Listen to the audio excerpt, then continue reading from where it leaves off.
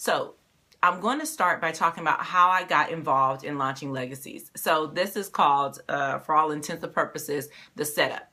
So what was the setup? So many of you know, if you've listened to me for a while, that I came from the field of education, right? I came from education. I've been a Christian for a long time. I had a lot of broken places in my life that God walked me through systematically. And so he took me through a process of healing and restoration in all of these places that I like to call empty places or dry places in my life. And over a period of several years, I went through a lot of those empty places or dry places with the Lord, and really thought that I had made a great deal of progress until about a year ago. About a year ago, I started to feel these feelings of something is about to happen next. And I don't know, I want to say anticipation. So I'll say anticipation. It wasn't discontentment, although I wasn't necessarily happy with the job that I was in, or even the place that I was living. I wasn't considerably happy with the circumstances of my life at the time. I wasn't feeling like I was being punished. I was just feeling like something was going to happen next. And so this feeling of anticipation was a part of the setup. It was really kind of the beginning of a setup. I had just come out of a portion of a really horrible relationship, and I thought that it was over, but it was still lingering in my heart. And so not really wanting to face that it was done and that I needed to kind of recoup and learn my lesson, I still was holding on to a broken situation in my heart and knowing that I needed to move forward, but really not having any idea of how that was going to happen. So God began to set me up in this thing, right? So he had this configuration of these circumstances that all felt like something else needed to happen. And I started to think about the circumstances and like, okay, something else needs to happen. Something else needs to happen. So I was invited to do a 72-day fast, which is a pretty long fast. Of course, it's not complete, meaning we were able to eat certain things, but not other things. And so I started that fast with this mindset of, something needs to change. And I was a little bit reluctant because the fast was themed in the area of relationship, and I kind of wasn't interested in dealing with relationship at that time. I was just kind of ready to just be moving on, right? Because I had this sense of anticipation, which was making me feel like something was going to happen and something needed to happen, and that was going to be important for my life, but I didn't know what it was going to look like. So all those factors being in place, I was kind of on end. I was kind of like ready. Okay. You know how you kind of feel like that? You ever been in a time in your life when you're like, you know what, something is going to happen. Something needs to change because this is the way that I'm moving, but this is clearly not the way I'm going to finish, running this race. I'm going to do something different. Well, what those feelings of anticipation and that a bit of a feeling of not being in the right ground, and this other feeling of like all these different configurations of feelings and circumstances were the perfect setup for me. So I did this 72-day fast, and I realized that it was time for me to quit my job.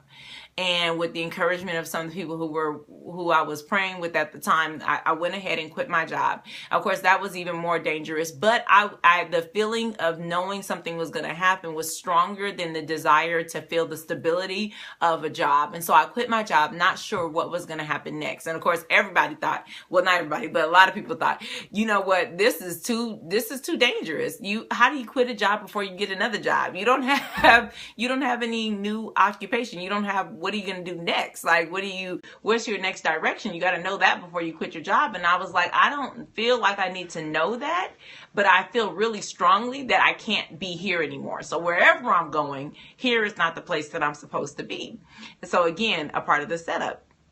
And what God was really doing, and I'll give you a hint to it because I won't speak for a very long time, is what he was doing was he was doing a setup for where he wanted me to be, the position that he wanted me to be in. So the job that he had put me at, but that I was competent working in, that job wasn't enough anymore. It wasn't where I needed to be anymore. And the apartment that I had chosen, that he had been so gracious to give me, it didn't feel comfortable anymore. And the relationship that I had decided that I wanted to be in was was proving to be cantankerous and dysfunctional in a lot of ways. And so it wasn't the place anymore. So everything that was kind of my pick, right, where I was successful, where I was doing the right thing, where I was kind of competent in my own abilities, all of those places were kind of fading off and dying away.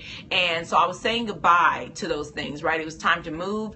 It was time for something different. It was time for a new location. It was time for a new job. And I didn't know what that meant, but I knew that my places that once were broken now really just felt kind of abandoned. They kind of felt like dry and empty places in my life. And it was a good thing that they were, but I didn't fully understand what was going to come next. So at the end of the 72 days, I had quit my job, and here I was with no job and with no concept of really what was going to happen next. I had an idea of launching Legacies, but it was just this idea, this impression. But I ran into one of the largest struggles that I ever faced in my life. And really it was the end of a struggle, but I didn't recognize it. And what God started to point out to me was what he says in Ezekiel, the 37th chapter. He took me to a place like he took Ezekiel. And I'm going to read from Ezekiel, the 37th chapter, and then explain how I ended up in the same place as Ezekiel. He says, so the Lord came to him and he brought him, this is Ezekiel, into a valley. That's the first verse, right? That's the summary of the first verse. He brought him into a valley. And when he was in the valley, it was full of bones. Okay. And the second verse says, and he led me back and forth among them. So he's walking around in this valley of bones, right? And I saw a great many bones on the floor of the valley, bones that were very dry. So for me, that was relationship, and that was career, and that was my living, quarters where I was living. Everything was very dry. And so he was walking through these bones, and it was very dry. And he asked me, he says, "Son of man, can these bones live?" Right? And so he says, you know what, Erica, can these places in your life ever be more than what they are, right? Can you ever feel better about yourself in the context of relationship and know that you can have well and stable relationship? Can you ever feel like the work that you do is more beneficial or greater than you just doing a trade that you learned to do? And what about your living, where you live? Can you ever feel like you live in the place that you're supposed to be in, and you know that you're supposed to be there? And so he spoke to me the same way that he spoke to Ezekiel here in the 37th chapter. He said, look, can you do something with your life that makes you feel like this is where it's supposed to be? And so the question in and of itself from God was a setup, right? He was asking me if I could do these things. And so my response turned out to be the same response as Ezekiel, but it wouldn't have been my first inclination, right? See, I had lived a life up until this point, really learning to let God heal me, and then kind of going back to doing my own skill set. Okay, well, God, you showed me how to be well here, so now I'm going to use this skill set and apply it myself. And there was a portion of me that was dependent on the work of God, but not fully needing him to walk me through the process. In other words, he would get me a certain way on the journey, and then I was like, okay, great, I got it. Now I'm going to take over and I'm going to finish this journey. And so I would say, okay, great, I got it. So with my education, I got to a certain place and I'm like, okay, great, now I have it, and I'm going to implement these plans and I'm going to go forth in it. And then when I got to, though, this place in my life where everything was a dry bone, where everything seemed like it was missing something, then I had to deal with the reality that, oh, I might not have the skill set to do it. I may not have the competency to do it. And facing one more trial while I was unemployed now, right? I quit my job, unemployed and unsure, and facing the realities, the real true realities of this broken relationship. So everything came to a head, and I had to deal with the fact that I had made mistakes in this relationship, that I wasn't just being mistreated, but that I had decided to do the wrong things, and that my motives were bad, and that I was wrong. I got to the end of myself at the end of last year, right? Not 2016, the end of 2015. I got to the end of myself. And I realized, okay, I am at the end of myself, and I am sitting here in the valley of dry bones, and I could say, well, let me go back and find a book, let me reference this scripture and see what the scripture tells me to do. And I'm sure I read this before, and let me see what this says, and let me find the answer and see if I can speak life into these bones. When God asked me, can you speak life to the bones? Can the bones ever live again? I would have went back to my references, went back to a Bible study, and tried to speak from some place that I already had experienced. And God was trying to tell me that there is no place in you that can speak life to these dry bones. You see, I didn't have the ability in my life to say, okay, I know that I'm supposed to be going someplace, and this is the place I'm going, and I'm gone. I didn't have that. I didn't have the insight. I didn't have the foresight, and my word, my speech had no ability to give life to dryness, to dry things. If I had, of course, I wouldn't have found myself in these places of death, right? In this place where everything was kind of falling apart and deteriorating. I wouldn't have been there if I had the ability to speak life, because I would have just spoken my own life. But I didn't have that. And God wanted to show me how inept my skill sets were when he showed me the deficiency in my character within the context of that broken relationship, and how a person can be knowledgeable and skilled and set and put into a place and still be unfulfilled. And then he showed me that even my choosing of where I wanted to live and what I wanted to, what I wanted to be and what I thought of myself was insufficient for where he wanted me to go. You see, he wanted to build in me a faith journey in which I was completely dependent on him. And the only way for me to get to that place was to see myself in this valley of dry bones, to see these places in my life where I was deficient, where I wasn't enough, and to say, even the Bible studies you've researched, even all the deliverance you've gone through, even all the times that you prayed and all these years that you felt like you know me so well, they are not enough to speak life into a situation. In order to speak life, you need the creative power of God. And so God set me up in 2015, at the end of 2015, he set me up to begin the journey of really fully depending on him. And that faith journey is the theme for this next set of devotionals. And so I want you to begin this journey with me as I testify and I recall back what happened in 2015 and 2016 with me on this journey. I want you to reflect too on your life. Have you ever felt like God put you in a position in which you didn't know what was going to happen next, but you knew you didn't have the skill set to do it? Have you found yourself in your own valley of dry bones, in your own circumstances where you're like, okay, I don't know what's going to happen. And God asks you a question that seems peculiar. Can these bones live again? And you have to decide, wait a minute. I don't know if they can live again.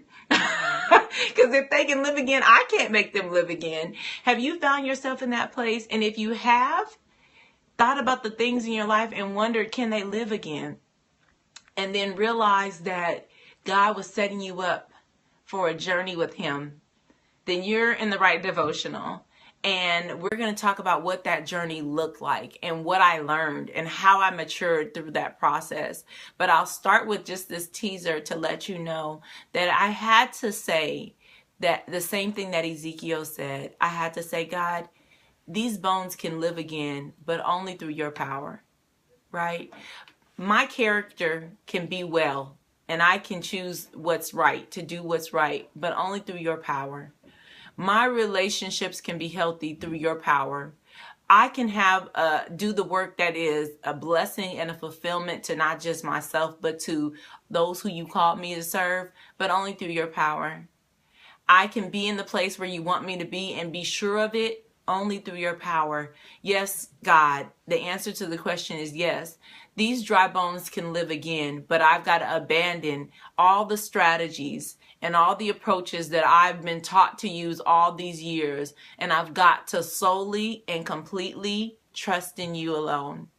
And so begins this faith journey of learning to live in only the faith of God. Just completely trusting his ability to get me wherever I needed to go. Meaning not doing my own, using not my own currency, right? Not my own intellectual capital or emotional capital, not using my knowledge and understanding from the books, from the Bible even. No, I had to depend on only the currency of God, on faith. And that faith took a process of maturation. So next time we meet, I'll talk to you about what happened as I matured. But I want you to spend some time, if you're going to reflect, and think about what it means for you to be on a journey and realize that you have nothing that is adequate for that journey. Literally nothing. Nothing you have, nothing you've learned, nothing people have taught you, nothing that you've studied is good enough for this journey. And then what do you do next? Well, we're going to find out what I did next. And I hope that it's a blessing to you.